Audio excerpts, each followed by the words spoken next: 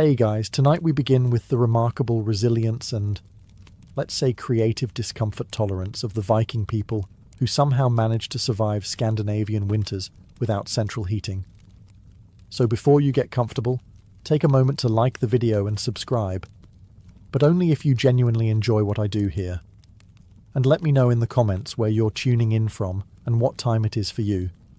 It's always fascinating to see who's joining us from around the world. Now, dim the lights, maybe turn on a fan for that soft background hum, or a space heater if you're feeling historically dishonest, and let's ease into tonight's journey together. When the temperature outside dropped to absolutely not, the Vikings didn't panic. They simply retreated into their longhouses, large, low, and only slightly less breathable than a modern sauna built in a cow barn. These longhouses were the Vikings' version of winter bunkers, constructed primarily from timber, if you lived near trees, or turf and stone, if you didn't. They were built low to the ground to conserve heat and wide enough to accommodate multiple families, and, in some cases, a few strategically placed cows. Because nothing says comfort like sleeping next to something that chews cud and farts steam.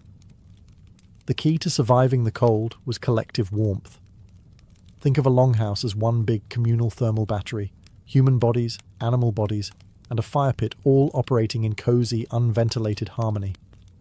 It was less house and more survival cuddle bunker. The hearth ran through the centre of the longhouse, acting as both stove and space heater. There were no chimneys because chimneys hadn't been invented yet, or more accurately they had, but not in places where people were still using bones as doorstops. Instead, smoke rose and collected in the rafters, occasionally finding its way out through a hole in the roof or staying right where it was, turning the entire ceiling black and everyone's lungs into wool-lined ashtrays. To modern eyes, Viking homes might seem unbearably smoky, crowded, and oddly intimate. And that's because they were. But for the Vikings, it was the best option short of becoming a snow sculpture. Raised sleeping platforms lined the walls, often stuffed with straw, moss, or whatever was soft and vaguely flammable. Families, and sometimes their goats, all slept in the same space. Not because they loved each other that much, but because warmth wasn't optional, and privacy wasn't invented yet. In short, Viking longhouses weren't comfortable, but they were efficient. They kept people alive during brutal winters, even if they didn't keep them particularly fragrant or rested. Viking fashion was less about runway style and more about not freezing to death before breakfast. If there was one thing the Norse understood better than raiding, it was layering. And not just in a scarf and mittens way. We're talking full-body wool armour, reinforced with fur, leather, and a complete lack of shame. The base layer? Linen, if you were lucky enough to own some. Linen was light, breathable, and good at wicking sweat. Unfortunately, it also tore easily and was expensive to make, which is why most people skipped straight to wool. Lots of wool. Viking men wore tunics over trousers, with leg wraps that were basically ancient thermal leggings. Women wore long woolen dresses layered with aprons and cloaks. Everyone wore belts to keep things together, and pouches to carry whatever was needed. Knives, flint, or maybe a piece of emergency cheese. Cloaks were essential. They were fastened with brooches, sometimes fur-lined, and if you didn't have one, you probably didn't have much time left either. Boots were made of animal hide, often from cattle or seals, and waterproofed using generous amounts of fat. Viking footwear wasn't pretty, but it was grease-sealed and windproof. The only downside, you smelled like a jerky factory. For the really dedicated, intestines were sometimes used to make waterproof layers. Yes, actual animal guts. Cleaned, scraped, dried, and sewn into a kind of proto-raincoat. It wasn't breathable, but it did keep out snow and rain. And no one was going to question your outfit when you were literally wrapped in internal organs. Hats, mittens, and scarves were all standard, often made from felted wool, which was wool beaten until it gave up its structural integrity and became a warm, dense mat. If you didn't own gloves, you stuffed your hands in your cloak and hoped no one noticed your fingers turning blue. When it came to surviving frigid Scandinavian nights, the Vikings had one culinary rule: eat like your life depends on it, because it actually does. Calories weren't indulgence, they were insulation. Viking winter cuisine wasn't elegant, but it was dense, fatty, and almost aggressively practical. Let's start with the essentials: meat, dairy, grain, and preserved fish. Lots and lots of preserved fish. They smoked it, salted it, dried it, fermented it, then apologised to no one. Lutefisk, for example, is whitefish soaked in lye until it's equal parts food and dare. Not delicious, but impressively immune to spoilage. For heartier meals, stews were the go-to. Vikings threw whatever they had into a pot over the hearth: cuts of meat, root vegetables, oats, even sour milk. The longer it cooked, the better. The result wasn't glamorous, but it stuck to your ribs, and possibly to the bowl. Dairy was a year-round staple, but especially critical in winter.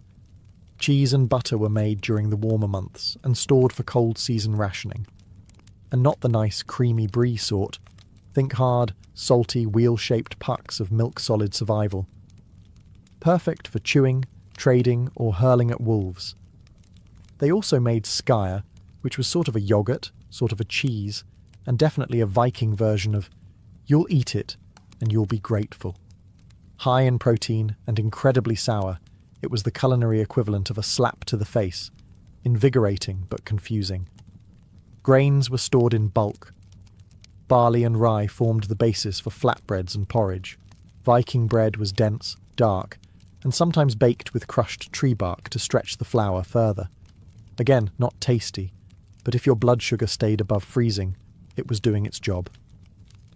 And finally, alcohol.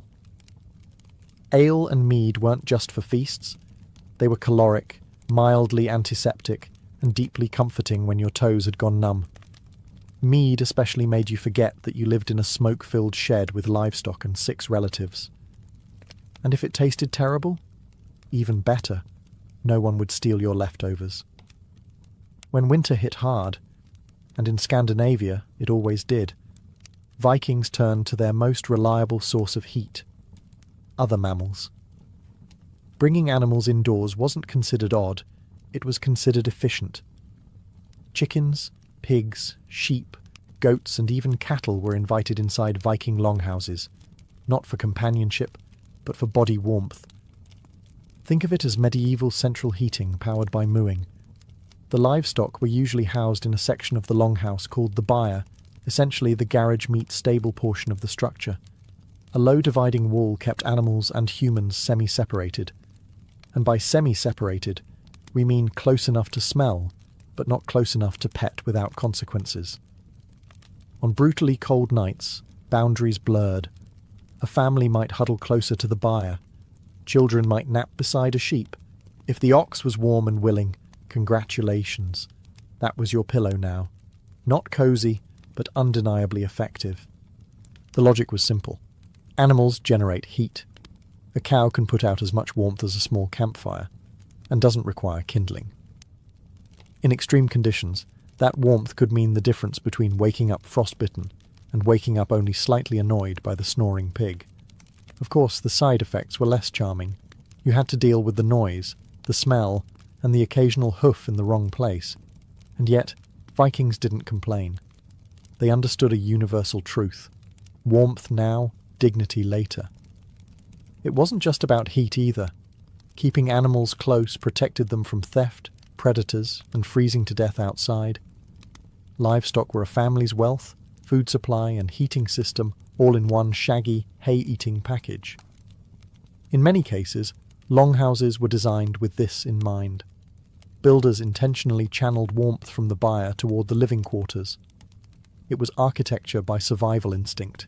Simple, effective, and unapologetically fragrant. Vikings didn't just survive the cold. They endured it with a disturbing amount of cheer.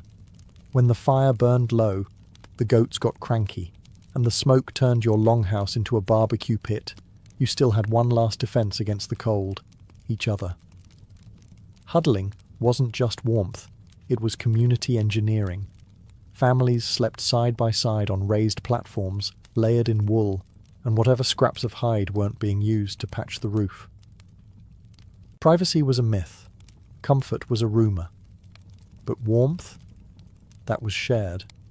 Children nestled between adults. The elderly were treated like heated relics. Dogs and cats weren't pets. They were thermal devices with whiskers. Everyone packed in, breathing each other's smoky, cabbage-scented air and pretending they couldn't hear Uncle Bjorn snoring like a wounded elk. But this wasn't just physical survival. Winter isolation could rot your mind faster than your toes. That's where Viking humour came in, rough, blunt, and strangely effective. They told sagas and sang songs, often about warriors freezing to death heroically, which somehow made everyone feel better. They roasted each other with sharp wit and zero filter. Nothing beat back seasonal depression, quite like mocking your cousin for falling in the latrine last week. Feasting was another essential morale booster. During midwinter, food that had been hoarded since fall was brought out in generous portions, not just to celebrate Yule, but to remind everyone, hey, we're still alive, and look, we have turnips. Vikings also held games and competitions inside, sometimes including riddles, board games like a kind of proto-chess with more betrayal, or wrestling matches that occasionally knocked over the livestock. The goal wasn't just entertainment, it was distraction, from the cold, the dark, and the very real possibility that spring might never come. But most of all, they survived winter because they expected it to be hard. There was no complaining, no sense of entitlement to comfort. Misery was the default setting. Anything better was a bonus. Insulation, as we know it today, involves fiberglass, foam, or other high-tech materials with catchy brand names and warning labels. The Vikings had no such luxury. Their insulation plan was simple. Shove as much nature into your walls as possible, and hope it holds. A Viking longhouse wasn't a drafty shack by accident. It was by design, sort of. These homes were engineered for heat retention, using whatever materials were available. Timber, if you lived near forests. Turf and stone if you didn't. The walls were thick, sometimes up to a metre, and the idea was to trap heat by any means necessary. Between the logs or stones, they packed moss, straw, mud, or animal hair. Anything fibrous, dense, and vaguely warm-smelling got stuffed into the cracks.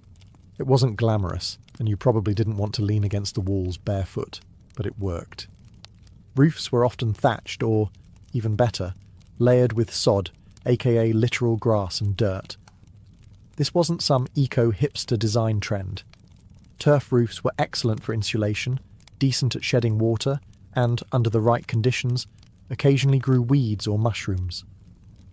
Indoor gardening? Maybe. Accidental salad bar?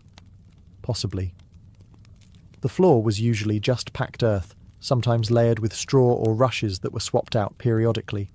And by periodically, we mean whenever the stench could no longer be rationalised as rustic. Windows were rare and small, if they existed at all. Light came from fire or strategically placed smoke holes. Why no big windows? Because glass was expensive, drafts were deadly, and Vikings didn't care much about natural light when it was pitch black outside for 3 months anyway. And yet, this slapdash collection of timber, turf, and biological fluff was surprisingly effective. It turned a longhouse into a slow cooker of communal body heat and goat breath, perfectly capable of withstanding the Scandinavian winter. It wasn't a spa. It wasn't breathable. It probably didn't pass any modern building codes. But it kept Viking families alive, warmish, and just smoky enough to preserve their food and confuse insects. When the fire burned low and the wind howled outside like an angry frost demon, Vikings relied on a time-tested method to survive the night. Sleep like your life depends on it, because it does. Viking sleeping arrangements were less private bedroom and more thermal mass strategy. Whole families, sometimes including distant relatives and whichever livestock weren't feeling well, slept on raised wooden platforms lining the longhouse walls. These beds were topped with straw, moss, or hay, and layered in fur, wool, and resignation.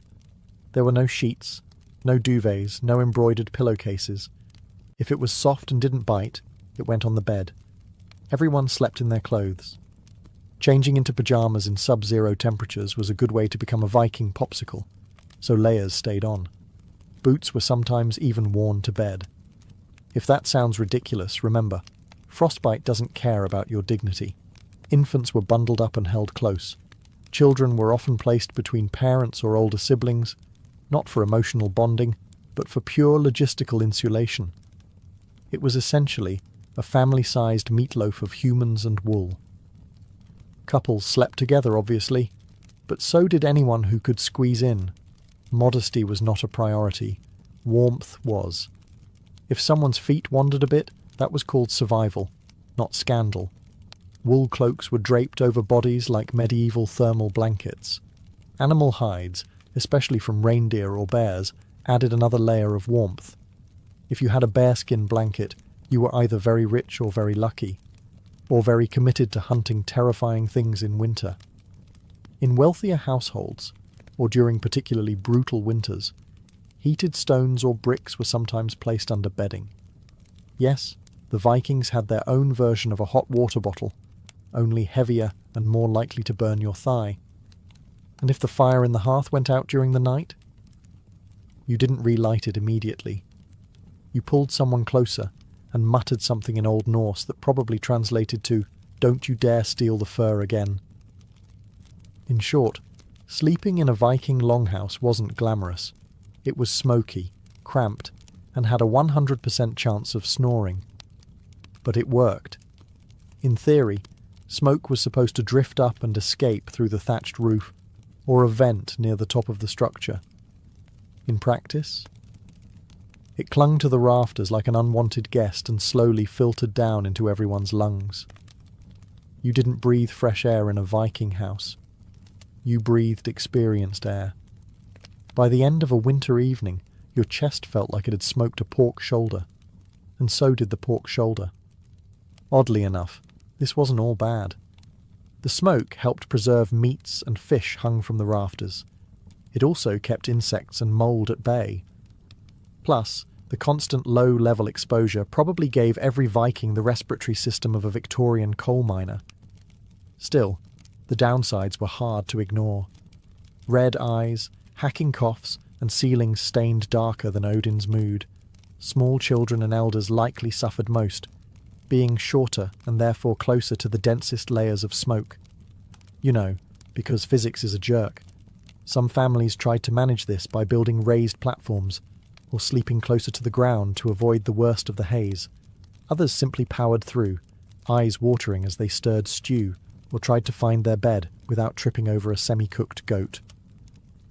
A handful of Viking homes, the upscale kind, had actual smoke outlets in the roof. But for the average Norse family, smoke was just part of the ambience. It warmed you, seasoned your food, and reminded you every single day that fire was both a friend and a flaming health hazard.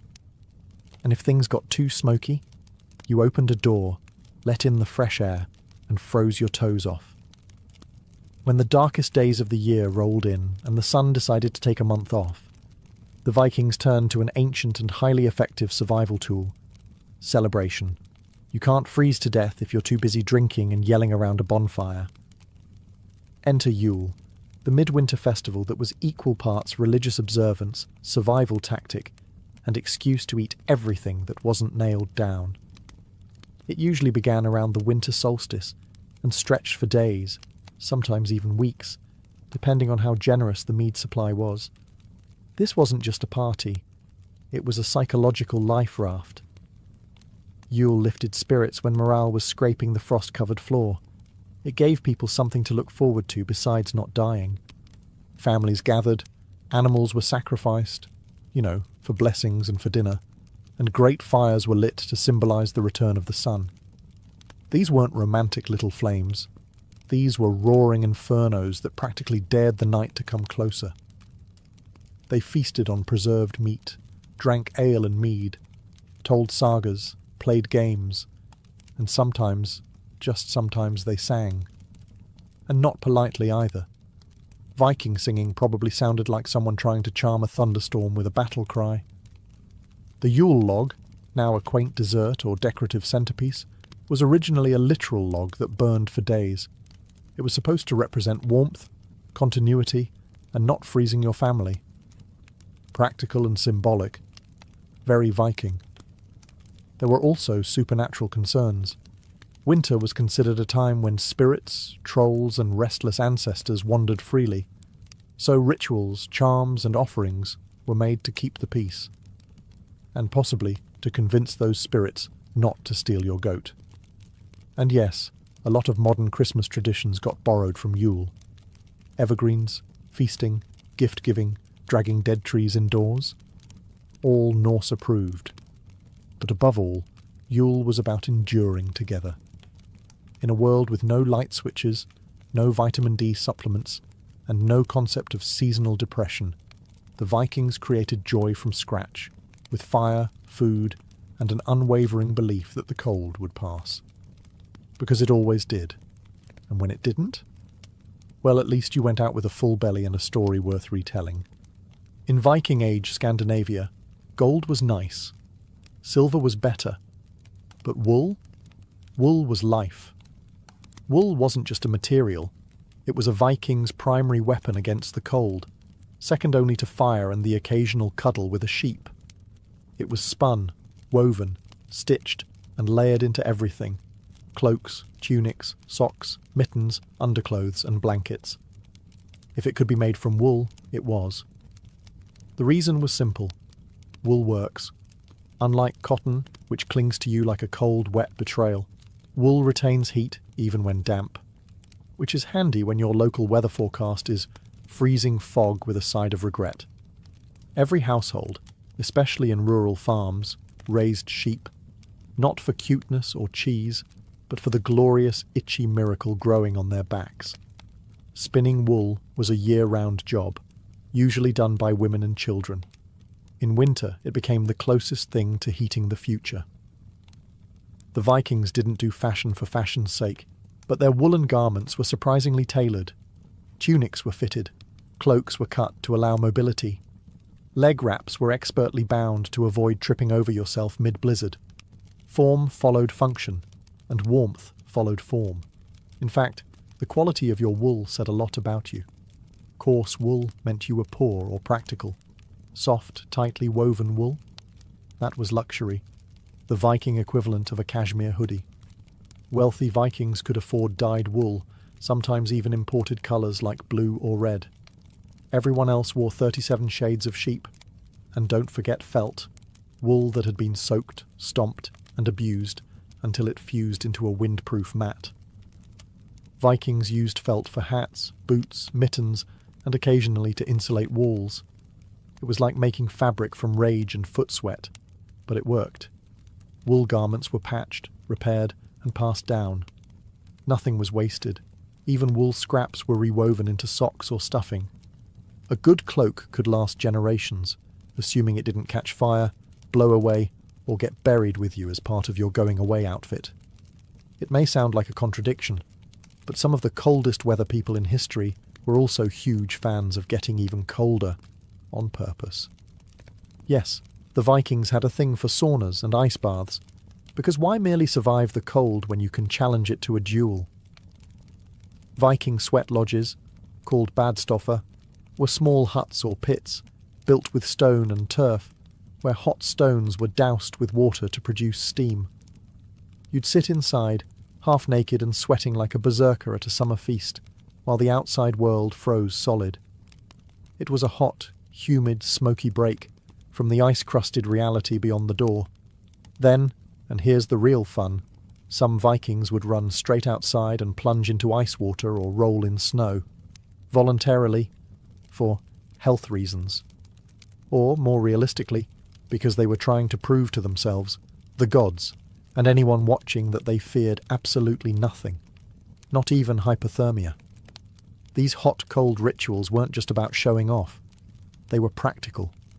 Sweating helped cleanse the body, or at least made you feel like you were doing something about the fact you hadn't bathed properly in weeks.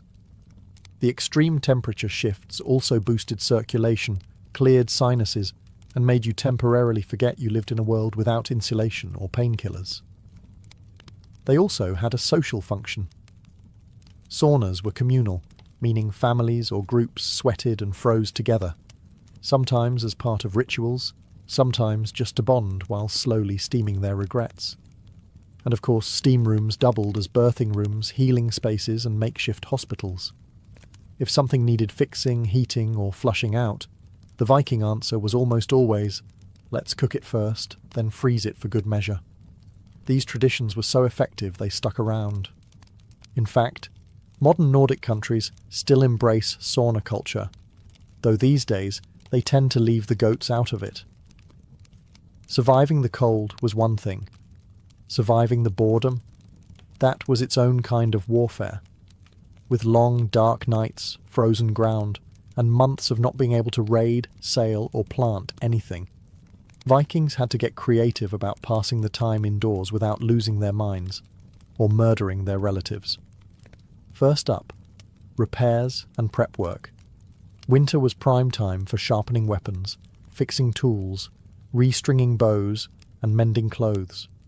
If your shirt had a hole in October, you'd better believe it was patched by candlelight in December, unless you enjoyed frostbite in creative new places. Then there was spinning and weaving. Women, children, and anyone with 2 functioning hands spent endless hours turning wool into yarn and yarn into garments. It wasn't glamorous, but you knew your cloak didn't make itself. Every stitch was another layer between you and death by wind chill. Crafting also came into play. Wood carving, bone tools, antler combs. Winter was when practical turned artistic. The longhouse might look bleak from the outside, but inside it was a hive of quiet productivity and occasional swearing when someone dropped a needle. Storytelling was the big one. The Vikings didn't have Netflix, but they did have sagas. Epic oral tales of gods, heroes, monsters, and other family members who made poor life choices. These stories were passed down by firelight, each retelling slightly exaggerated for dramatic effect. Thor didn't just kill the giant. He punched the moon afterward, probably. Games helped too. Vikings played board games like Hnefatafl, a strategy game that makes chess look like tic-tac-toe, and dice games that combined luck, bluffing, and possibly a little gambling. Some families also played riddles or staged mock duels when things got really dull. Of course, alcohol helped lubricate all of this. Mead made storytelling funnier, crafting sloppier, and family squabbles slightly more entertaining for bystanders. The Vikings didn't just fight the cold with cloaks, fires, and a questionable relationship with livestock. They fought it with mindset. And not the inspirational poster kind, more like a grim, bone-deep refusal to be impressed by nature trying to kill them. For the average Norse person, winter wasn't unexpected or tragic. It was simply part of the calendar, like planting season, or time to raid France again. They didn't dread winter. They prepared for it, expected it, and met it with the emotional equivalent of a shrug. That wasn't an accident. Viking culture trained people from birth to see hardship not as a problem, but as a proving ground. Cold, pain, hunger. That wasn't failure. That was character development. You didn't complain. You endured. Ideally with a stoic grimace and maybe a sarcastic comment about how this was still better than dealing with taxes. This mindset wasn't just cultural, it was spiritual. Norse mythology is filled with frost giants, endless winters, and gods who power through suffering like it's a casual Tuesday. When your belief system includes a literal apocalypse called Fimbulwinter, an endless all-consuming freeze before the world ends, you stop flinching at a little snow. This mental toughness was reinforced socially. Weakness wasn't mocked exactly. It was simply ignored. No one wanted to be the one who couldn't handle the dark. So people kept going. They stayed busy. They joked about the cold. They laughed in the face of despair, then poured another mug of mead and kept sewing their 43rd mitten. Even children were taught to tough it out early. If your fingers were cold, you used your elbows. If your toes were numb, walk faster. If you fell through ice and survived, congratulations. you were now interesting enough to tell stories about. Was it healthy? Probably not. Effective? Absolutely. Modern survival manuals talk about the importance of mindset. The Vikings already knew. They didn't see winter as an enemy to be defeated. They saw it as a test, one they had already passed 100 times before. And that's how they survived the coldest nights. With fire, fur, and a psychological middle finger raised to the wind. If there's one thing the Vikings understood better than most, it was this. No one survives winter alone. You can have the warmest cloak, the fattest goat, and the sturdiest longhouse. But without community, you're just a cold person with great accessories. Viking society was built on interdependence. Families didn't live in isolation. They clustered in farms, villages, or settlements, often made up of extended kin and close allies. When winter hit, this network became your literal lifeline. Food was shared, firewood was pooled. If your roof collapsed, someone helped you fix it. If your child got sick, someone offered herbs, prayers, or at the very least, a sympathetic grunt. This wasn't generosity for generosity's sake. It was survival math. The more people you kept alive through winter, the more hands you had come spring, for farming, sailing, fighting, or just holding back the cows during calving season.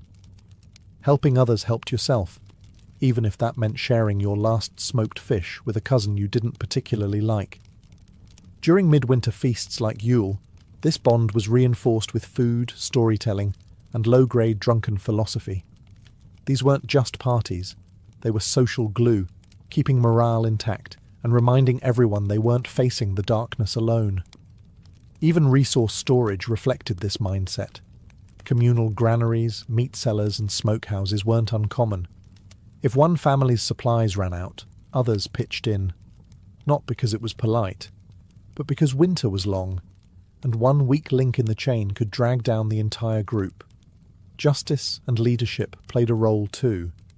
Local chieftains, or godi, priests and legal leaders, were responsible for maintaining order, but also making sure no one froze in a ditch. Their reputation depended on their ability to manage both law and logistics. A respected leader was one who could settle a dispute and organize firewood collection. There was also, of course, peer pressure. If you tried to hoard food or skip your chores, your neighbours would notice, and in Viking society, getting judged by the entire village was just slightly worse than death. At the end of it all, the snow, the darkness, the livestock snoring in your bed, one truth remained. The Vikings didn't just survive winter.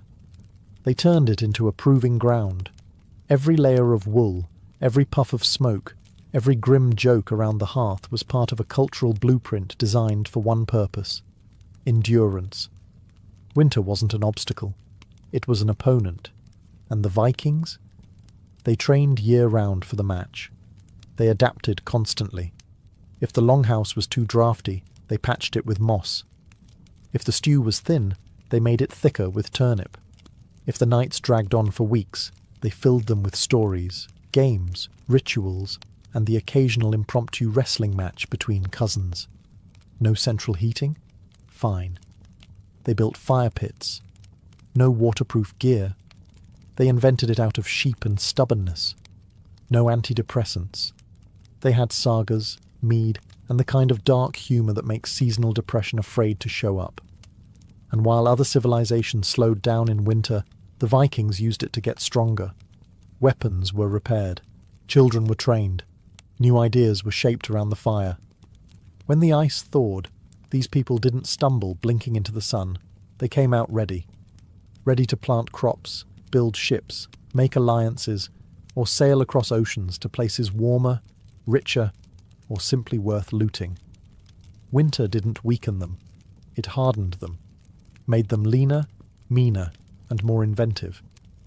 Their success didn't come from magic or divine insulation. It came from a relentless, often smoky commitment to survival by any means necessary. Whether that meant sleeping under a goat, steaming in a hut, or eating yogurt that doubled as industrial sealant, they did it. And they did it together. Abraham Lincoln was born on February 12, 1809, in a one-room log cabin on the edge of the Kentucky wilderness, a place where survival was never guaranteed, and education was an afterthought. His father, Thomas Lincoln, was a hard-working but uneducated farmer and carpenter. His mother, Nancy Hanks Lincoln, was quiet, gentle, and literate, a rarity on the frontier. Together, they lived in near poverty, scratching out a life from thin soil and thick woods. The cabin itself had no windows, no floor, and certainly no bookshelves.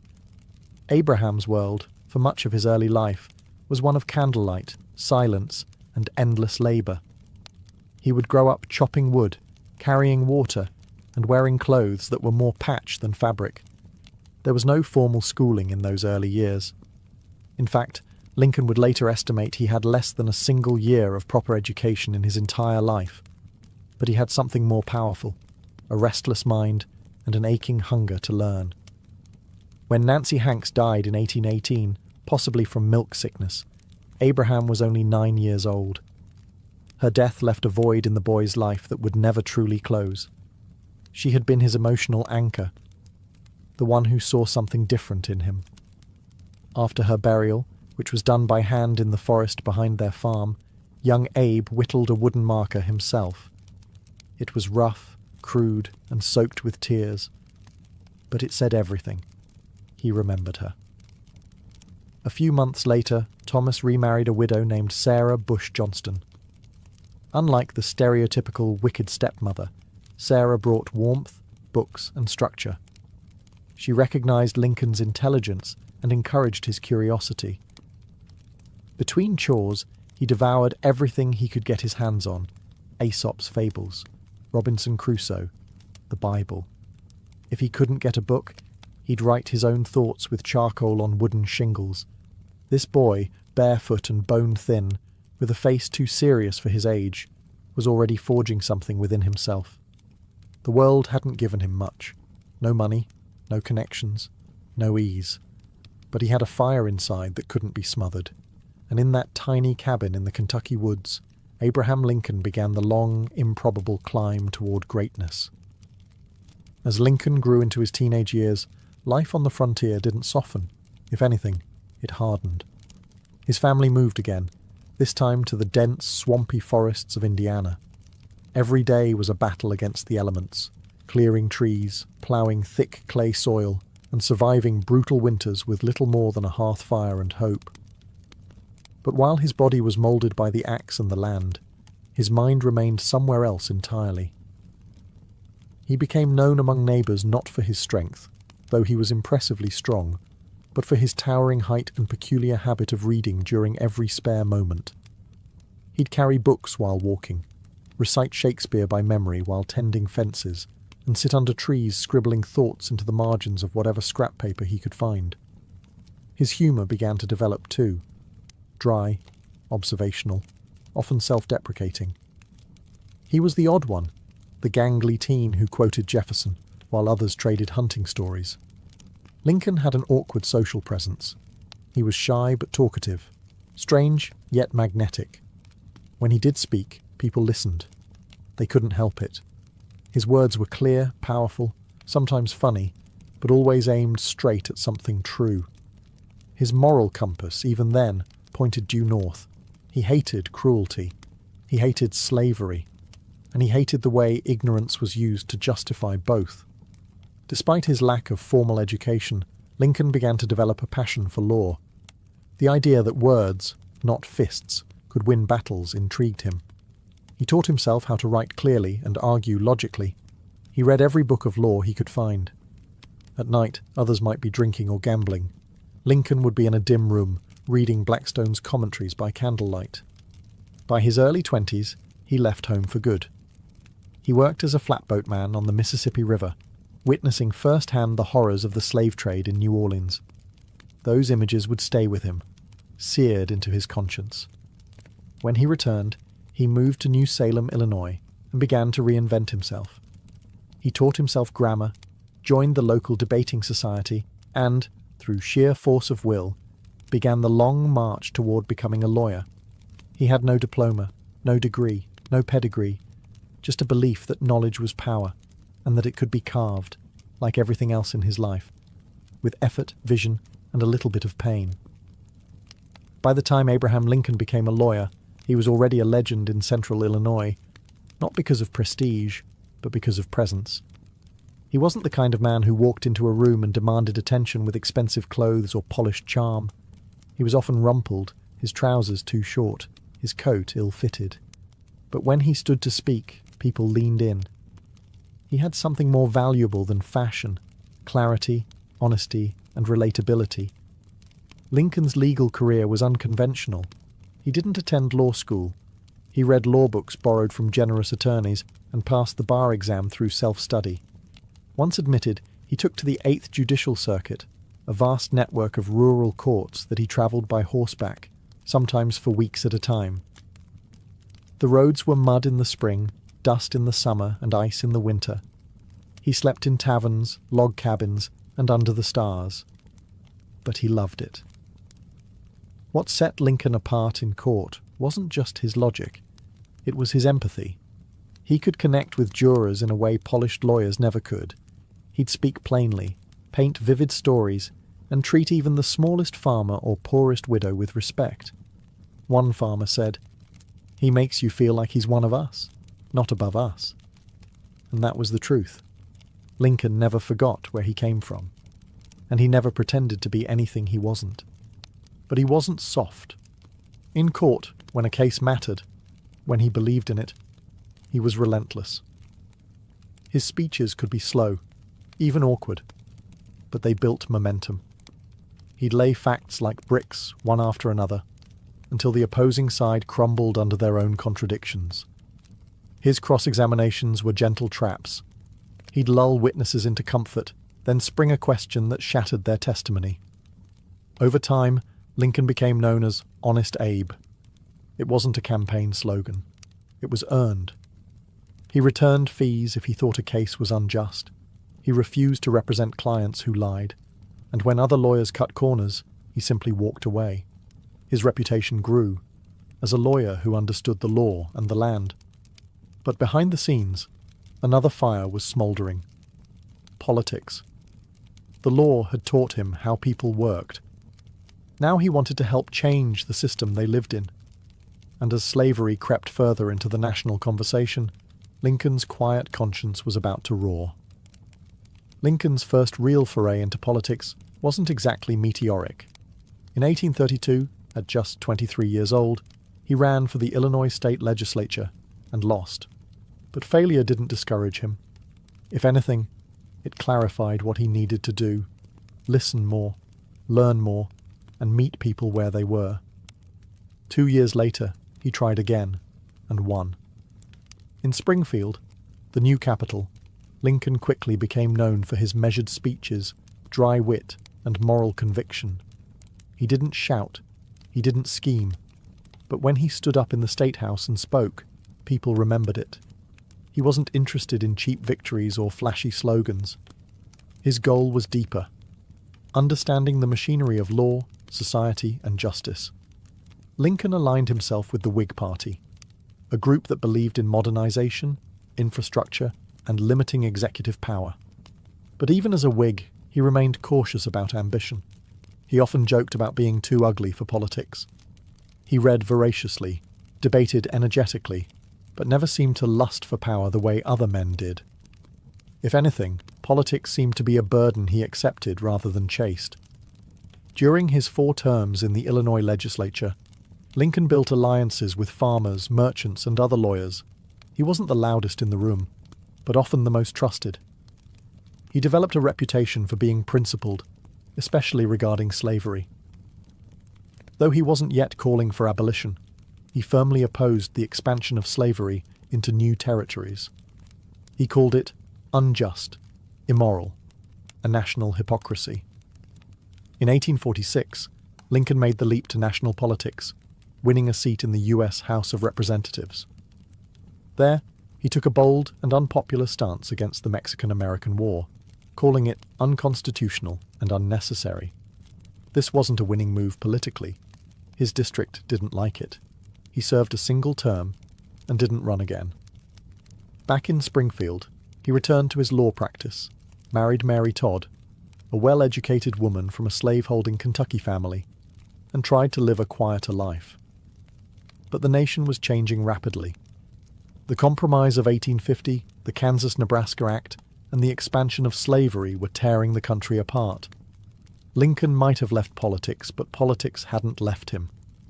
The debates were growing louder, bloodier. The Union was beginning to crack, and the man once known for his caution was about to rise, not as a candidate, but as a conscience. By the 1850s, the issue of slavery no longer simmered. It boiled. The Kansas-Nebraska Act of 1854, which allowed new territories to decide for themselves whether to permit slavery, ignited fierce violence and deeper division. Bleeding Kansas became a national symbol of chaos. For Abraham Lincoln, it was a turning point. He couldn't stay silent any longer. He returned to the political stage not with bluster, but with moral urgency. He joined the newly formed Republican Party, a coalition of former Whigs, Free Soilers, and abolitionists, all united against the expansion of slavery. Lincoln wasn't a radical abolitionist.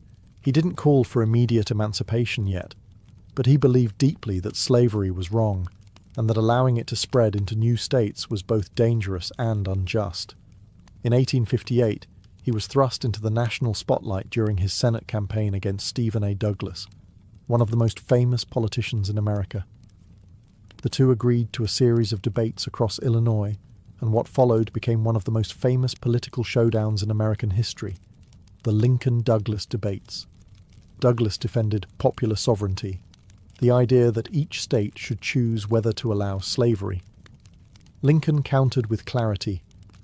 "A house divided against itself cannot stand," he declared. If slavery continued to spread, it would tear the Union apart. He argued that the nation couldn't endure permanently half slave and half free. He didn't win that Senate race, but he won something greater: national attention. Newspapers reprinted his words across the country. People who had never heard of Lincoln before now whispered about the lanky lawyer from Illinois with the deep-set eyes and deeper convictions. Though he lost, he'd proven himself. He stood toe-to-toe with one of the great orators of the time, and never flinched. He challenged the nation's comfort, not for personal gain, but because his conscience demanded it. Privately, Lincoln wrestled with the enormity of the issue. He once wrote that if slavery isn't wrong, then nothing is wrong. But he also knew that acting too quickly could shatter the fragile Union. Still, the die was cast. The national mood was shifting, and Lincoln was rising with it, not as a politician with easy answers, but as a voice of moral clarity in a time of moral fog. By 1860, America stood on the edge of a knife. Sectional tensions had reached a breaking point. Slavery wasn't just a moral debate anymore. It was a political firestorm. Southern states threatened secession, and the Republican Party was scrambling to find a leader who could unite the North without sparking immediate war. That unlikely figure turned out to be Abraham Lincoln. At the Republican National Convention in Chicago, he was not the frontrunner. In fact, most expected the nomination to go to Senator William Seward of New York, a polished statesman with decades of political experience. But Lincoln had something the others didn't: a clean reputation, a moderate tone, and powerful momentum from his debates with Douglas. His team campaigned hard behind the scenes, emphasizing his frontier roots and personal honesty. Lincoln was portrayed as the self-made man, the rail splitter who rose from nothing. His humble beginnings weren't a liability. They were a symbol of American potential. By the third ballot, he secured the nomination, and the political world blinked in surprise. The general election was bitter and fractured. The Democratic Party split in two, with northern and southern factions backing different candidates. Lincoln's name didn't even appear on most southern ballots, but in the north and west, he carried immense support. On November 6, 1860, he was elected the 16th President of the United States with just 40% of the popular vote, but a decisive electoral majority. He didn't celebrate. In fact, the mood was grim. Within weeks, South Carolina voted to secede. 6 more southern states followed before Lincoln even took office. The country was unraveling faster than anyone expected. As he prepared to travel from Springfield to Washington, D.C. for his inauguration, Lincoln received death threats daily. Some warned he wouldn't survive the journey. Security was so tight that he had to sneak into the capital by train under the cover of night, disguised and unannounced. This was not the triumphant arrival of a conqueror. It was the reluctant entrance of a president-elect whose election had cracked the Union. When Lincoln finally took the oath of office on March 4, 1861, he faced a country divided, angry, and armed. And yet, in his address, he reached not for vengeance, but for peace. "We are not enemies, but friends," he said. "We must not be enemies." But the winds of war were already howling at the door. Barely a month after Abraham Lincoln took office, the first shots were fired at Fort Sumter in South Carolina. The Civil War had begun. What followed was the bloodiest conflict in American history, a brutal test not just of military might, but of Lincoln's character, leadership, and resolve. Lincoln had no military background. He had briefly served as a captain in the Black Hawk War, but had never seen combat. Now, he was commander-in-chief of a nation at war with itself. He spent long nights in the War Department, reading telegrams, studying maps, and learning strategy on the fly. He read books on warfare, questioned his generals, and obsessed over troop movements. He wasn't a warrior by nature, but he became one by necessity. His early presidency was marked by frustration. General after general disappointed him. George McClellan, in particular, had the loyalty of the troops, but the caution of a man afraid to fight. Lincoln, exasperated by delays and excuses, once asked, "If General McClellan does not want to use the army, I would like to borrow it for a while." But Lincoln's real genius wasn't just in battlefield decisions. It was in vision. He understood that this war wasn't just about states' rights or secession. It was about the very soul of the nation. Could a country built on liberty survive half enslaved? At first, Lincoln moved cautiously on slavery, fearing that aggressive abolition would push border states into the Confederacy. But as the war dragged on and casualties mounted, his thinking evolved. The moral issue and the military one became inseparable. Slavery, he concluded, was the engine of the Confederate economy and morale. If it wasn't destroyed, the rebellion would never die. On January 1, 1863, he issued the Emancipation Proclamation, declaring all slaves in Confederate-held territories free. It didn't free everyone overnight, but it changed everything. The war was no longer just a fight to preserve the Union. It was a fight for human freedom. Internationally, it closed the door on British or French support for the Confederacy. Domestically, it gave black men the moral and legal justification to join the Union Army, which thousands did, fighting for a country that had long denied them citizenship. Lincoln had transformed from the log cabin lawyer into a wartime president wielding not only authority, but moral thunder. As the war dragged into its 4th year, Lincoln bore its burden alone at the top, thinner, greyer, and visibly aged. Every day brought fresh casualty lists. Towns became graveyards.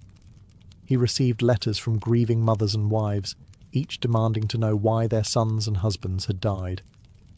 And though he never fought on a battlefield, Lincoln carried the war in his eyes and on his shoulders. His cabinet was a mix of political rivals, men who once ran against him and didn't always respect him. But Lincoln managed them like a maestro, balancing ambition with purpose. He didn't rule by fear or force. He ruled with patience, stories, and clarity. Even his critics began to admit the man had steel beneath the smile. And then came Gettysburg. The battle in July 1863 was a turning point. Over 50,000 men were killed, wounded, or missing in 3 days of horror. Months later, Lincoln travelled to Pennsylvania to deliver a short speech at the new cemetery. It wasn't meant to be headline-making, just a few words of reflection. But in just 272 words, he rewrote the purpose of the war. that this nation, under God, shall have a new birth of freedom, and that government of the people, by the people, for the people, shall not perish from the earth. The Gettysburg Address wasn't grandiose. It was restrained, reverent, and eternal. And it made clear that this war wasn't just about unity. It was about redemption, remaking the nation into what it had always claimed to be. As the 1864 presidential election loomed, Lincoln faced deep opposition. The war was still raging, and his support was crumbling. Even within his own party, there were calls to replace him on the ticket. Many believed he'd lose to Democrat George McClellan, the very general he had fired. But as Union victories mounted late that year, especially General Sherman's capture of Atlanta, momentum swung back in Lincoln's favor. He was re-elected with a decisive margin. Still, Lincoln didn't gloat. "It is not in my nature to triumph over anyone," he said. The war was nearly won, but Lincoln knew peace would be harder. The Union could be rebuilt with muskets. But the nation's soul? That would take something much deeper. Mercy, vision, and healing. By early 1865, the Confederacy was collapsing. Cities fell one after another. Richmond, the Confederate capital, was burning. General Robert E. Lee's army was running out of supplies, soldiers, and time. And yet, Lincoln showed no joy. Victory for him was never about punishment. It was about restoration. In his second inaugural address, delivered on March 4, 1865, Lincoln spoke not as a conqueror, but as a moral philosopher.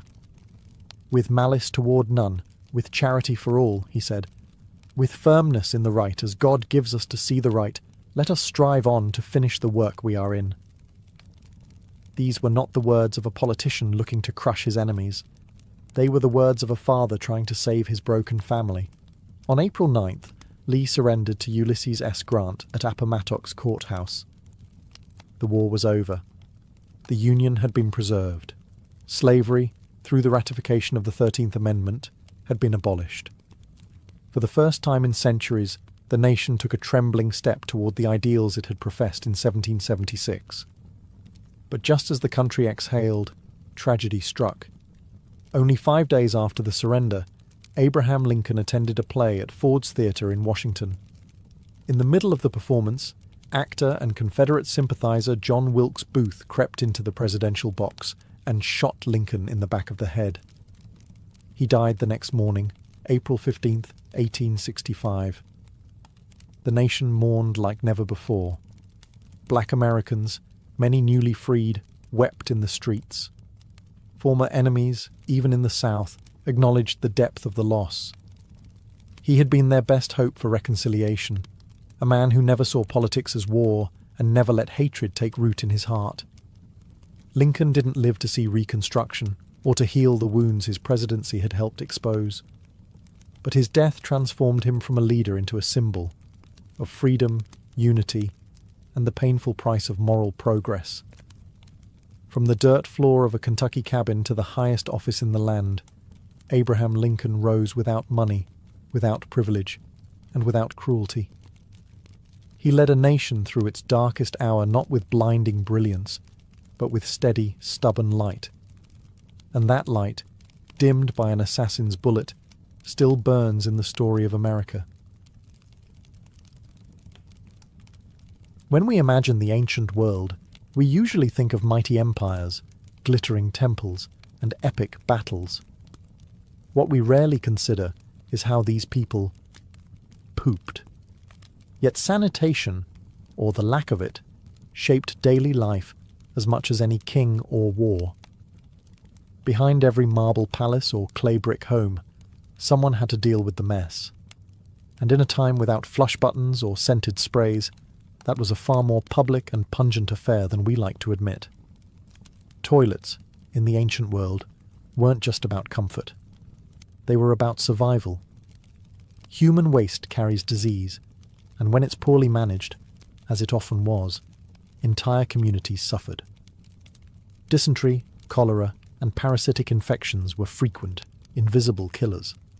In cities without sanitation, Waste flowed through the streets, soaked into wells, and clung to sandals. But in places that took sanitation seriously, something remarkable happened. Life expectancy rose, plagues lessened, and urban centres flourished. Surprisingly, some of the world's oldest civilizations developed systems that wouldn't look entirely out of place today. The Indus Valley cities had street-wide drainage and brick toilets.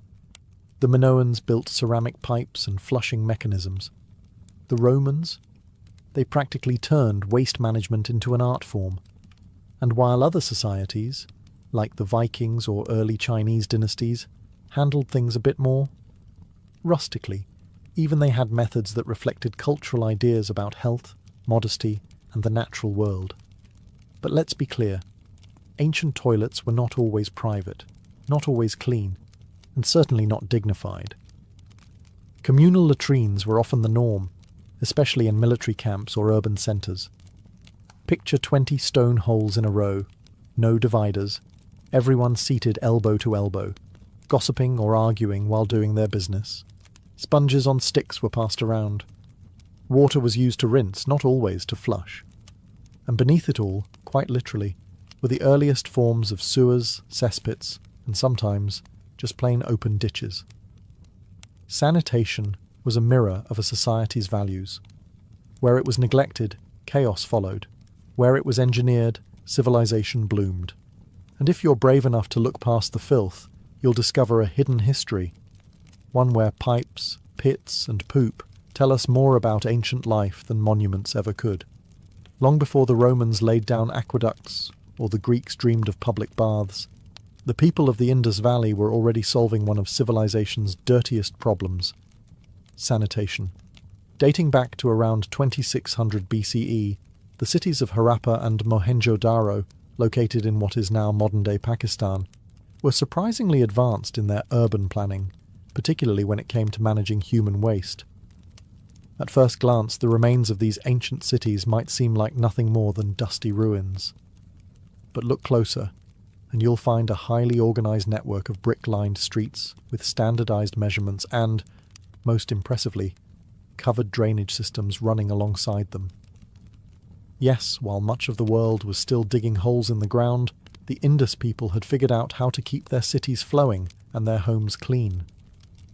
Each house, even modest ones, had a small room designated for washing, often featuring a squat-style toilet or bathing area connected to a vertical chute. This chute funneled waste into a covered brick drain outside, which then joined larger public sewers. These were not rudimentary ditches. They were engineered, with inspection holes, gradients, and even brick baffles to catch solids. Some scholars suggest that waste from wealthier homes was flushed using jars of water, gravity doing the rest. And the genius didn't stop at toilets. The Indus system also separated stormwater from waste. Public wells dotted the streets, and while we can't say for sure how water safety was ensured, the very presence of sanitation infrastructure implies a high regard for public health, rare for its time. But perhaps most stunning of all, the lack of palaces or temples in these cities.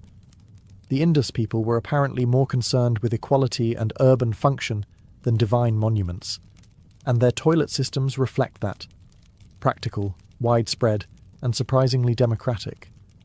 Sadly, much about the Indus civilization remains mysterious.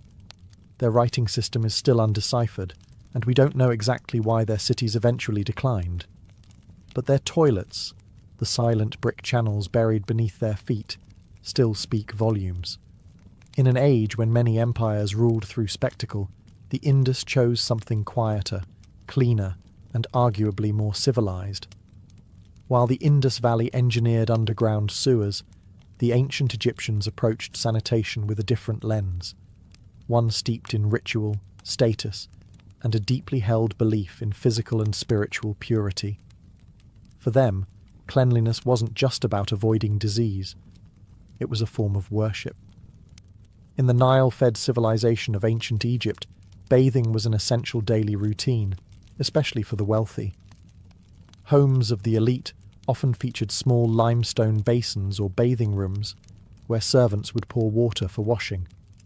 Oils, natron, a natural salt, and perfumed ointments were commonly used, and hair removal was routine. But when it came to toilets, things got a little more practical. Toilets in ancient Egypt ranged from simple pits lined with sand to more refined limestone or wooden seats placed above ceramic pots. These pots were emptied by servants or slaves and dumped far from living quarters, ideally into the desert. In wealthier homes, these seats might be tucked away in private quarters, hinting at the growing association between sanitation and status. Public sanitation, however, was virtually non-existent. Streets in cities like Thebes or Memphis were often soiled, and while waste was sometimes used as fertilizer in rural areas, it wasn't always managed responsibly in urban centres. Instead, the focus remained on personal cleanliness.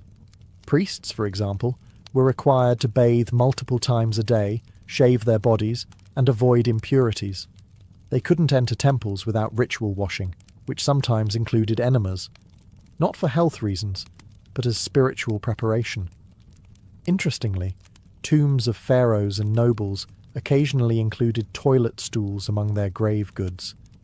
It seems the ancient Egyptians expected that even in the afterlife, one would still need to do their business, and do it with dignity. The Egyptians also made early attempts at pest control. Amulets, spells, and ointments were used to ward off flies and other carriers of disease. In this way, cleanliness straddled the physical and the mystical. In short, while Egypt didn't develop large-scale sewer systems, it pioneered a cultural emphasis on hygiene. Their obsession with purity influenced medicine, religion, and daily life. And though their toilets may have been simple, their ideas about cleanliness were anything but. While most of Bronze Age Europe was squatting over pits, the Minoans of Crete were flushing. Yes, flushing. Over 3,500 years ago. The Minoan civilization, which flourished from roughly 2000 to 1400 BCE, developed one of the most sophisticated plumbing systems in the ancient world. Their capital at Knossos wasn't just home to labyrinth myths and frescoes.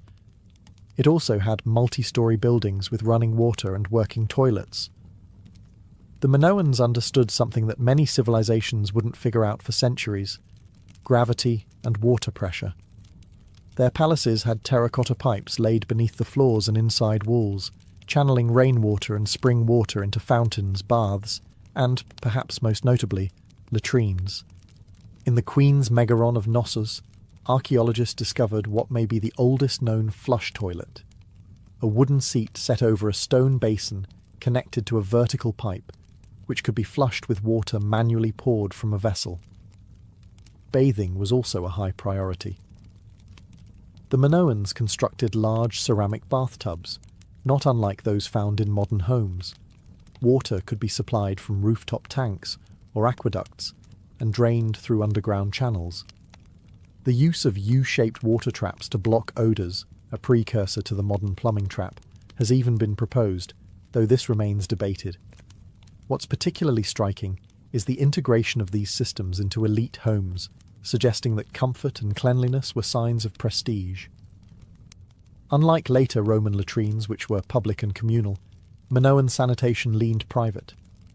Your toilet was in your own home, a luxury even many 19th century Europeans didn't have.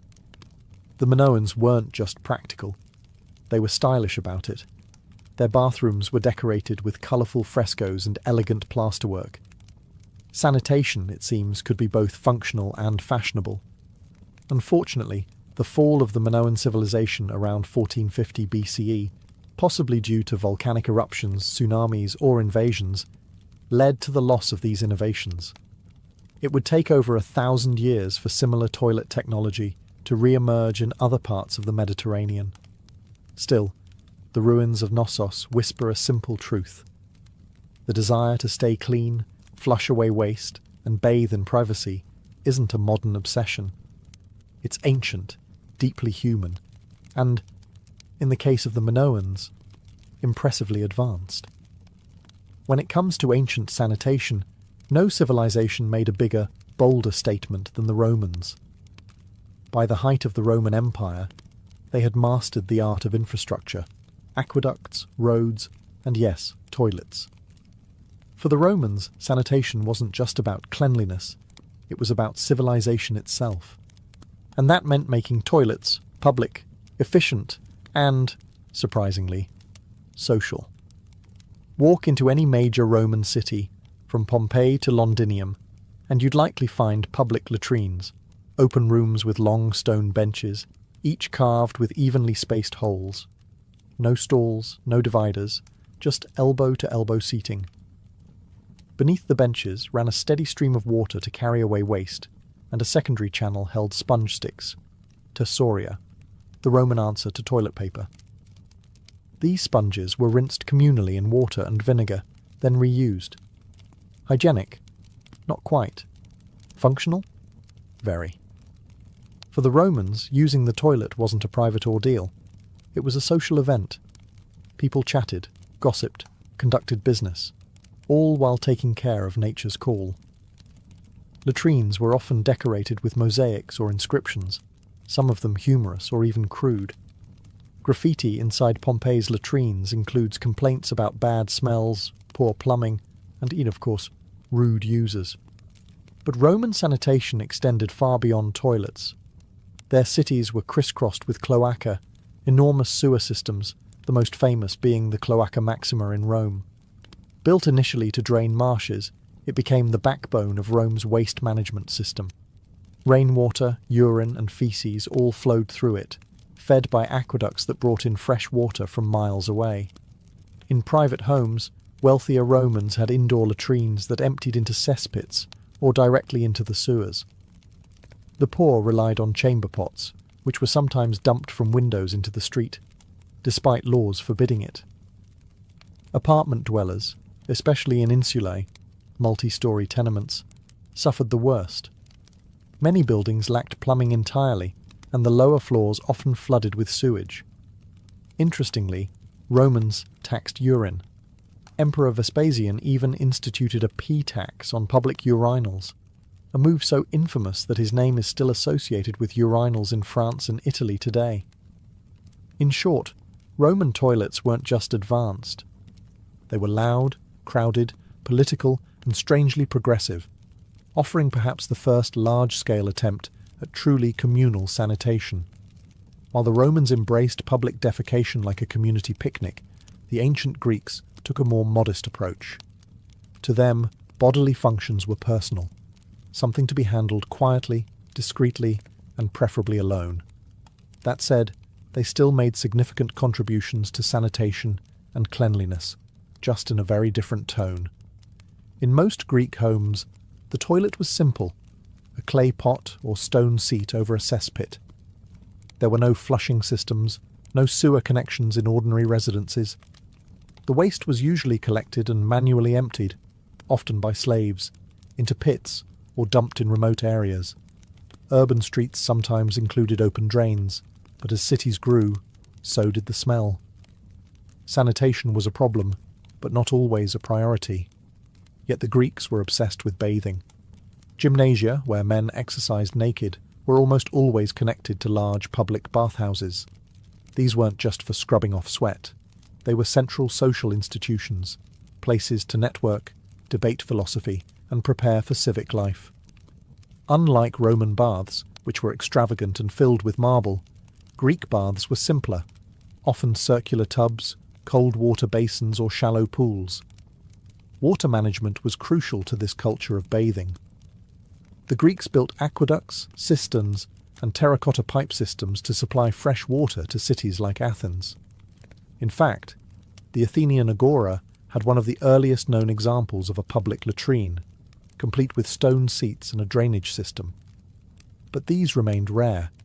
The public toilet was never truly normalized in Greek society as it was in Rome. What the Greeks lacked in plumbing, they made up for in theory. Hippocrates, the so-called father of medicine, was among the first to link sanitation to health.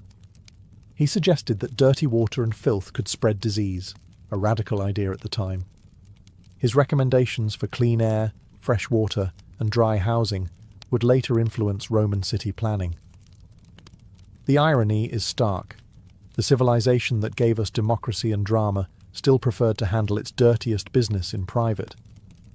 Sanitation, for the Greeks, was not about infrastructure. It was about individual discipline and philosophical hygiene. Clean body, clean mind. And while their latrines may have been crude, their obsession with purity, physical and moral, helped lay the foundation for modern public health thinking. In ancient China, cleanliness was both a personal duty and a reflection of cosmic balance. Sanitation, while not as infrastructure-heavy as in Rome or the Indus Valley, was still deeply woven into daily life, through customs, philosophies, and a surprisingly wide range of toilet tools. Most ancient Chinese homes did not have toilets in the modern sense. Instead, chamber pots were the norm. These portable ceramic or bronze containers came in all shapes and sizes, from utilitarian to ornate, depending on one's status. After use, servants or family members would empty the pots into larger household cesspits or take them outside the city walls. Some rural families used human waste, known as night soil, as fertilizer, a practice that continued for centuries. Public toilets did exist, especially in larger cities like Chang'an or Luoyang. These communal facilities were often basic pits or troughs, with wooden platforms to sit or squat on. Interestingly, some of these toilets had privacy screens, a courtesy not often found in ancient Rome. Waste from these locations was usually collected and reused in agriculture, which, while efficient, also carried risks of contamination and disease. Toilet paper, or something very close to it, may have originated in China. As early as the 2nd century BCE, people were using soft papers, often discarded writings, for hygiene. By the 6th century CE, scholars recorded the use of paper specifically for cleaning after defecation. The elite preferred silk scraps or bamboo spatulas washed between uses. Yes, you read that correctly. Polished bamboo sticks were among the earliest reusable wiping tools. Sanitation wasn't just physical, it was spiritual. Influenced by Confucian ideals of order and respect, and Taoist beliefs in harmony and purity, hygiene was linked to self-discipline and balance. Excrement, though natural, was seen as a pollutant, something to be swiftly removed and never discussed in polite company. Imperial households took this to the extreme, with specially appointed eunuchs managing waste disposal in complete secrecy. Despite the lack of underground sewers, ancient China maintained fairly clean urban centres thanks to meticulous human labour, cultural taboos, and a well-organised system of waste collection. It wasn't glamorous, but it worked. Through chamber pots, composting, and paper wipes, the Chinese found their own path to sanitation, one that was humble, efficient, and deeply rooted in tradition. When it comes to ancient sanitation, the Vikings might not be the first group that comes to mind.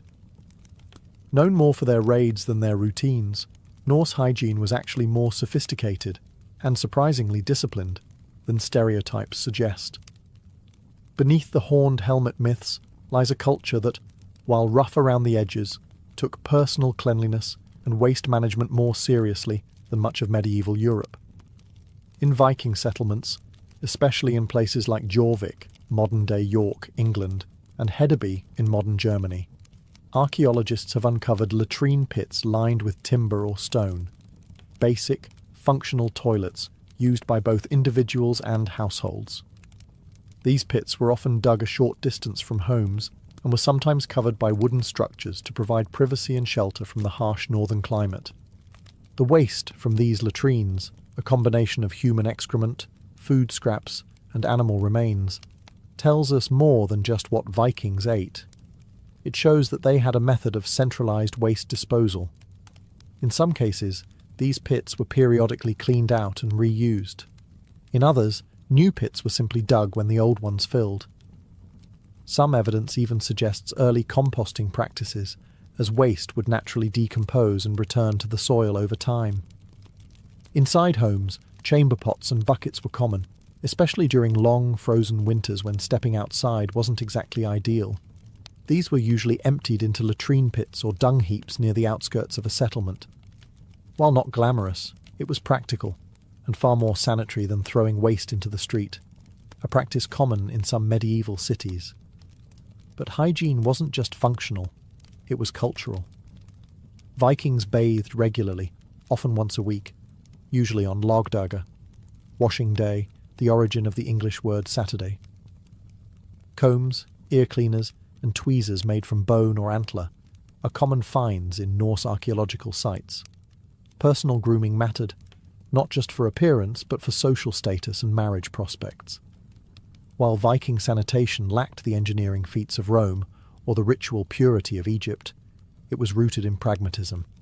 They didn't build sewers or invent toilet paper, but they managed their waste, kept clean, and adapted to a harsh environment with earthy, no-nonsense solutions.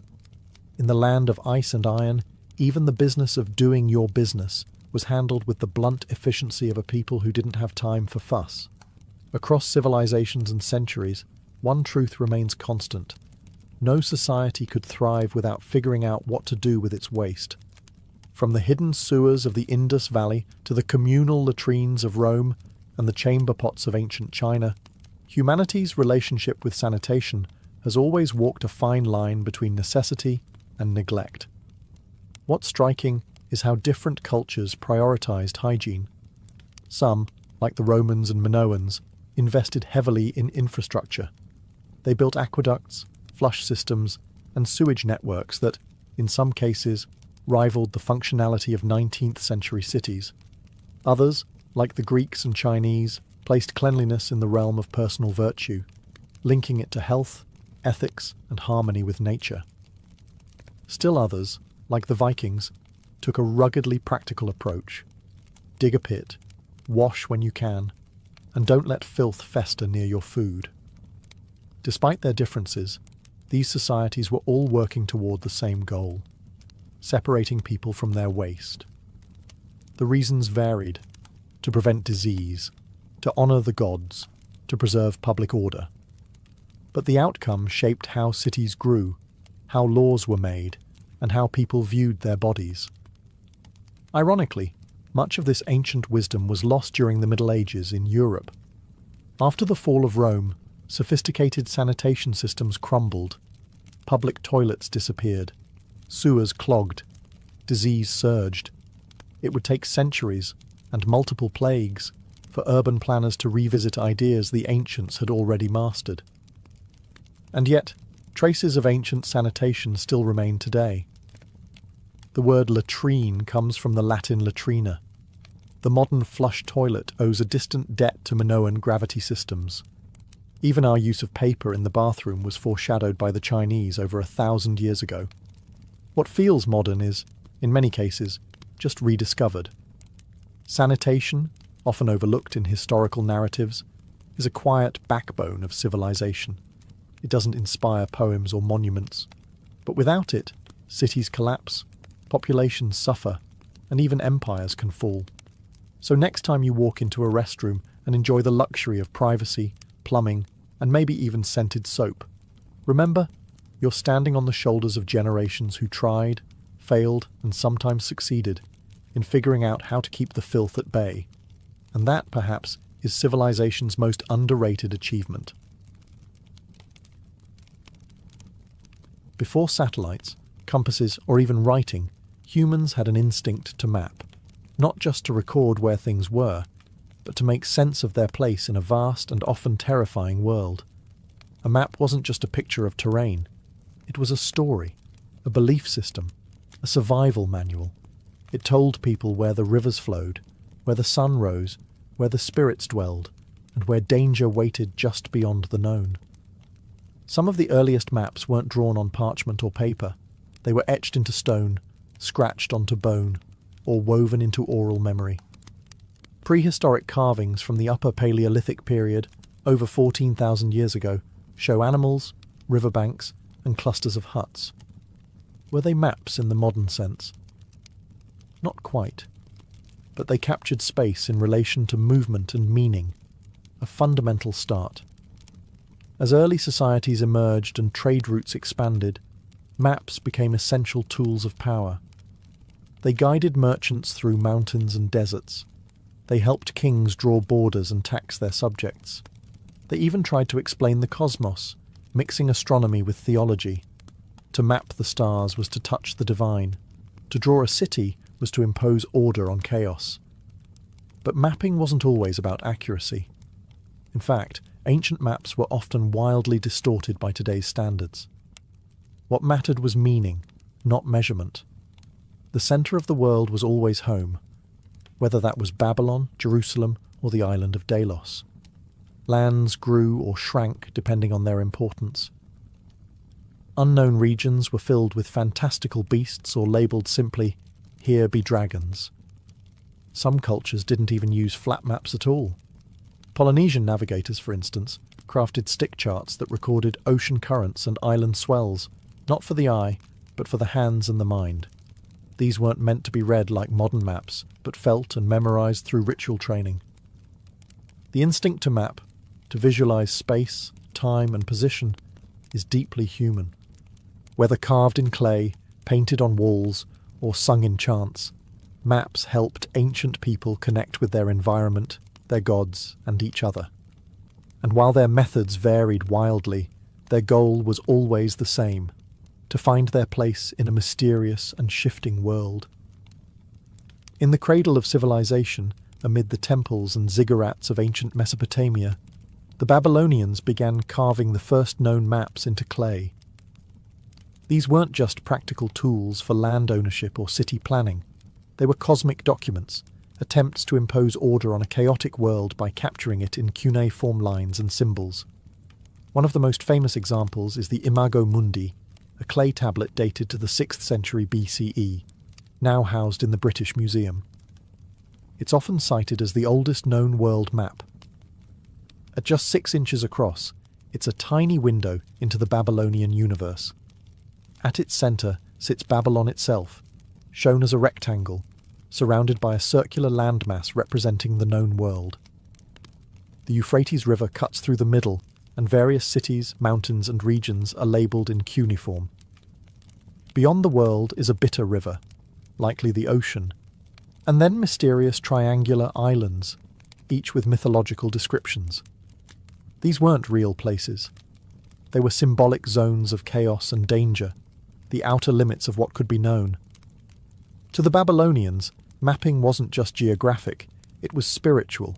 The heavens were mapped just as carefully as the earth. Babylonian astronomers tracked planetary movements, lunar cycles, and eclipses with stunning precision, all inscribed onto clay tablets with reed styluses. These celestial records weren't only scientific, they were used to predict omens and divine the future. The map of the sky was a guide to fate. On a more local scale, land surveys were common and practical. Clay tablets from as early as 2300 BCE record detailed plots of farmland, with notes on boundaries, irrigation canals, and ownership. These were the tools of bureaucrats, tax collectors, and priests. Precision mattered here, not for navigation, but for managing wealth and resources. Babylonian maps reveal a people obsessed with structure, not just physical, but metaphysical. They mapped the world as they understood it, with themselves at the centre, surrounded by rivers, enemies, gods, and mysteries. These maps weren't just records. They were expressions of belief, power, and a desire to make the unknowable a little more knowable. While the Babylonians mapped the world with mythic rings and cosmic rivers, the ancient Egyptians turned their attention to something far more grounded, the land itself. In the floodplains of the Nile, mapping wasn't abstract. It was about control, survival, and the sacred geometry of a kingdom that stretched from desert cliffs to delta marshes. The Egyptians didn't produce world maps in the Babylonian sense. Instead, their cartography was deeply practical.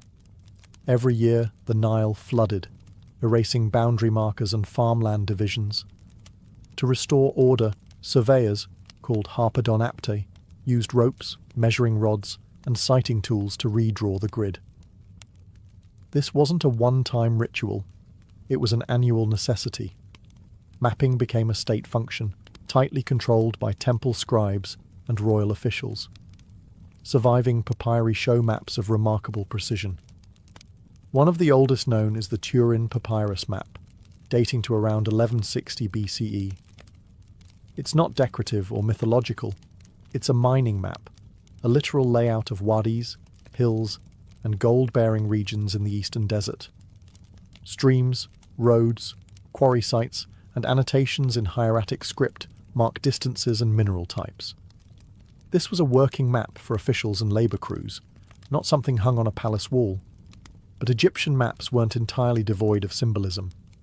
Temples were often built in alignment with celestial events, and cities were laid out with cosmological order in mind. The map wasn't just a tool. It was a manifestation of Ma'at, the Egyptian concept of balance and harmony. Land division and urban planning followed sacred principles. Even pyramids and tombs were oriented with mathematical and astronomical precision. In religious texts, we also find conceptual maps of the underworld, such as those in the Book of the Dead or the Amduat.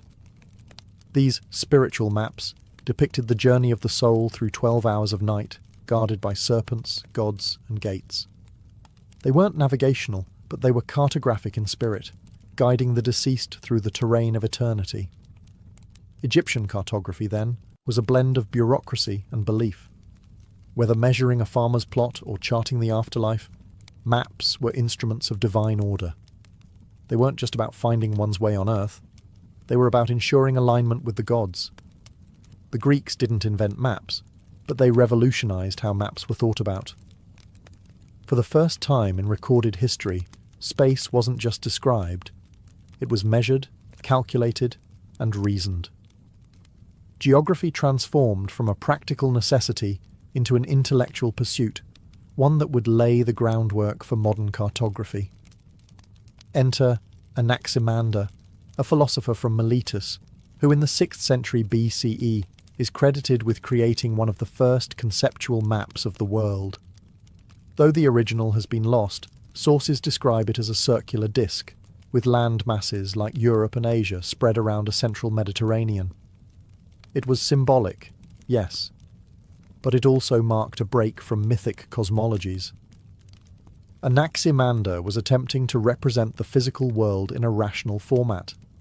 Then came Hecataeus, who refined these early ideas and expanded them through travel and inquiry. His map was accompanied by a geographical text called Periegesis, which detailed lands, customs, and peoples. But it was Claudius Ptolemy, centuries later, who would change the game entirely. Ptolemy's Geographia, written in the 2nd century CE, was a masterwork of Greek science. It contained detailed instructions for map-making, a list of over 8,000 place names with coordinates, and a grid-based system of latitude and longitude, long before GPS was even a dream. He also introduced projections to represent the curved Earth on a flat surface, an idea that still challenges modern cartographers. Greek maps weren't just practical tools, they were also windows into how the Greeks saw the world. The oikoumene, the inhabited world, was surrounded by oceans and barbarian lands, but the Greeks placed themselves at the intellectual centre. The further from Greece, the more distorted the geography, reflecting both limited knowledge and cultural bias. Interestingly, Greek thinkers also wrestled with the idea of a spherical Earth. Eratosthenes, working in Alexandria in the 3rd century BCE, calculated the Earth's circumference using little more than shadows, geometry, and a stick. He was remarkably accurate, off by only a few hundred miles. Greek cartography was more than drawing lines. It was about decoding the Earth's shape, size, and place in the cosmos. With math, logic, and ambition, the Greeks turned maps from myth into science, and the world would never look the same again. If the Greeks gave us the theory of cartography, the Romans gave us its full military and logistical application. The Roman Empire wasn't just held together by laws and legions. It was stitched into one unit by a vast and meticulously maintained road network. And to keep it functioning, the Romans created some of the most practical and powerful maps of the ancient world. Unlike Greek maps, which aimed to describe the shape of the earth or explore the heavens, Roman maps were grounded in movement.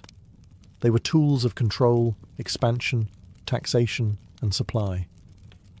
At the centre of it all was the phrase, "All roads lead to Rome." And for the Romans, that wasn't a metaphor. It was a mapping philosophy. Perhaps the most famous Roman map is the Tabula Peutingeriana, a 4th century CE copy of a much older Roman road map. It's not geographically accurate in the modern sense. Land masses are stretched and distorted, but it serves its purpose perfectly, showing routes, stops, distances, and connections across the empire, from Britain to India. Imagine a modern subway map, where spatial accuracy is sacrificed for clarity of movement. That's Roman mapping in a nutshell. Way stations, or mansions, were marked at regular intervals, complete with distances in Roman miles. These maps allowed military commanders, merchants, and messengers to travel efficiently across thousands of kilometres. They knew where to change horses, where to rest, and how long it would take to reach the next city. The empire became navigable, not just in the field, but on parchment. In addition to road maps, the Romans also commissioned cadastral maps, highly detailed records of land ownership and boundaries, used for taxation and legal disputes. Some were carved in bronze and posted in public places, so citizens could see exactly who owned what. Control of land was control of power, and the Romans understood that with brutal clarity. Interestingly, the Romans showed less interest in mapping the whole earth or the heavens. Their focus was always on what could be conquered, travelled, or taxed. The map wasn't a cosmic vision, it was a spreadsheet with roads. And yet, by making the empire legible, Roman maps created something enduring, a sense of shared space, of belonging to something bigger than your town or tribe. It was cartography as empire, functional, detailed, and ruthlessly efficient. While Roman maps emphasized roads and administration, ancient Chinese cartography pursued a harmony between territory, governance, and the cosmos. In China, maps were never just geographical tools. They were political documents, philosophical statements, and celestial mirrors. To map the land was to understand one's place under heaven and to rule it properly. Some of the earliest known maps in China date back to the 4th century BCE, discovered in tombs like the one at Mawangdui. These silk maps show rivers, roads, and military positions, not drawn to scale, but incredibly detailed for their time. They weren't made for travellers. They were buried with the dead, perhaps to guide the spirit or to demonstrate the deceased's command of territory. By the Han dynasty, 206 BCE, 220 CE, cartography had matured. Officials used maps to govern the empire's vast provinces, record taxation zones, and plan military campaigns. Surveying tools like the groma and sighting instruments helped measure land with surprising accuracy. Some Han maps even included coordinate grids, centuries before they appeared in the West. One of the most influential Chinese geographers was Pei Shu, active in the 3rd century CE. He established principles for scientific map-making, emphasizing scale, direction, and consistent measurement, ideas that would become foundational to later Chinese and Korean mapping traditions. His work was so respected that he was dubbed the father of Chinese cartography. But Chinese maps weren't only concerned with Earth. Cosmological charts were deeply important. The Chinese sky was mapped in constellations grouped into celestial palaces and symbolic animals, the azure dragon of the east, the white tiger of the west, and so on. These star maps guided everything from agriculture to imperial rituals. The emperor, as the son of heaven, was believed to rule in alignment with celestial order. If his maps, and by extension his governance, fell out of harmony, so did his right to rule. In China, the map was not merely a tool of bureaucracy. It was a bridge between heaven and earth. Whether carved into stone, painted on silk, or etched into bronze, a map represented more than land. It reflected the emperor's ability to impose clarity on the chaos of the world. Far from the massive empires of Eurasia, the Polynesians developed one of the most unique and abstract forms of mapping the world, one that didn't rely on paper, ink, or scale, but on deep experience and intuitive memory. These were the stick charts of the Marshall Islands, and they represented a radically different way of understanding geography, not by land, but by sea. The Polynesians were master navigators. Thousands of years before European explorers crossed the Atlantic, they were sailing vast stretches of the Pacific, navigating by stars, swells, bird behavior, and cloud patterns. With no compasses or written language, their maps had to function differently. Not as static images, but as memory aids and tactile guides for apprentice navigators. Stick charts were built from thin coconut fronds or wooden strips, lashed together with twine. The curves represented ocean swells, which behaved predictably in open water. Small shells or knots marked islands. The arrangement of the sticks captured wave refraction and interference patterns, knowledge that allowed navigators to read the ocean's surface like a road map. There were different types of charts. Rebelib charts covered entire archipelagos, while Meadow focused on smaller regions or specific voyages. Then there were Matang, abstract teaching tools used to explain wave behavior near islands. These weren't meant to be carried on voyages. Instead, they were studied, memorized, and internalized. A skilled navigator could cross hundreds of miles using only their senses and what they'd learned from the stick chart. To the untrained eye, these maps looked like broken ladders or art installations. But to a Polynesian wayfinder, they represented deep ecological knowledge, built not from conquest or geometry, but from a close and respectful relationship with nature. Polynesian cartography challenged the Western notion that a map must be visual and literal. Their maps were physical, experiential, and often invisible during travel. It wasn't about recording space, it was about feeling it. In many ways, these charts blur the line between science and spirituality. They were passed down through oral tradition, guarded by navigation schools, and held sacred. And in an ocean that could swallow even the boldest sailor, they helped the Polynesians find their way, not just across water, but through memory, rhythm, and ancestral knowledge. As the ancient world gave way to the medieval era, maps began to shift from scientific observation to symbolic interpretation. In many parts of the world, especially in Europe, cartography became more about representing spiritual truths and less about physical accuracy. The result? Maps filled with monsters, paradise, demons, and a worldview where the centre of geography was often the centre of belief.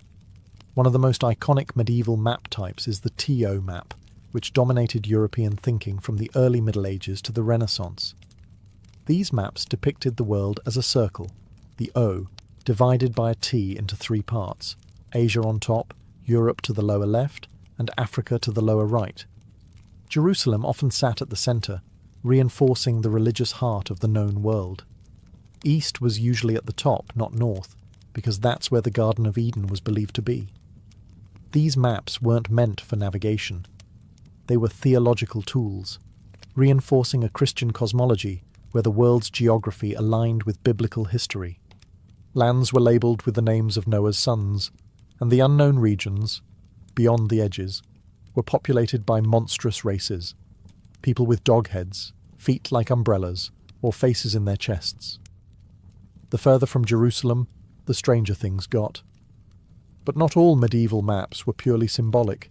Some, like the Tabula Rogeriana, created by Arab geographer al-Idrisi in the 12th century, combined empirical observation with artistic flair. Commissioned by a Norman king in Sicily, this massive silver map was based on interviews with travellers, traders and sailors from across the Muslim and Christian worlds. It was far more detailed and practical than its European counterparts, and it placed south at the top, a common feature in Islamic cartography. Meanwhile, Jewish, Indian, and Buddhist traditions also produced conceptual world maps, not focused on navigation, but on metaphysical structure. Mount Meru, for instance, featured as the cosmic axis in many Indian and Tibetan maps, surrounded by symbolic continents and divine realms. These medieval maps remind us that mapping isn't just about where things are, it's about what people believe the world means. In an age where the horizon still held terror and mystery, the map wasn't just a guide, it was a mirror of the soul. As the world grew larger in the minds of humans, so too did our desire to capture it, not only to get from point A to B, but to understand who we are, where we came from, and what surrounds us. Ancient maps, with all their flaws, distortions, and symbols, laid the foundation for the modern world's obsession with space, borders, and precision. What ties all ancient maps together is not accuracy, but intention. Babylonian tablets weren't meant to help you find a street.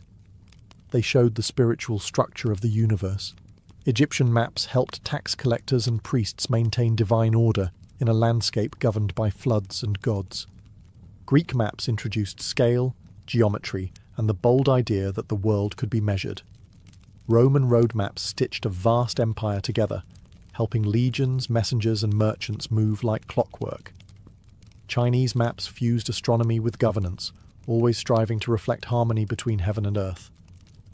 Then there were the outliers. The Polynesian stick charts, tactile and abstract, showing that not all maps had to be seen. Some were meant to be felt and remembered.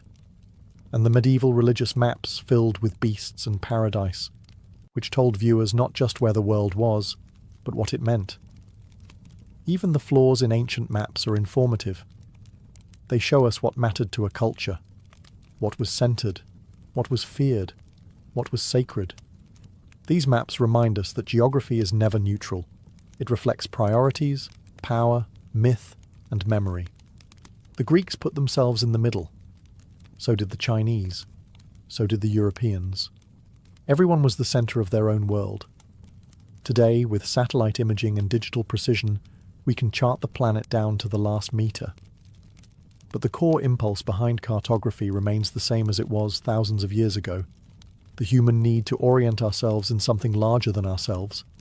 Whether it's a papyrus scroll, a clay tablet, or a glowing phone screen, every map answers the same ancient question. Where am I?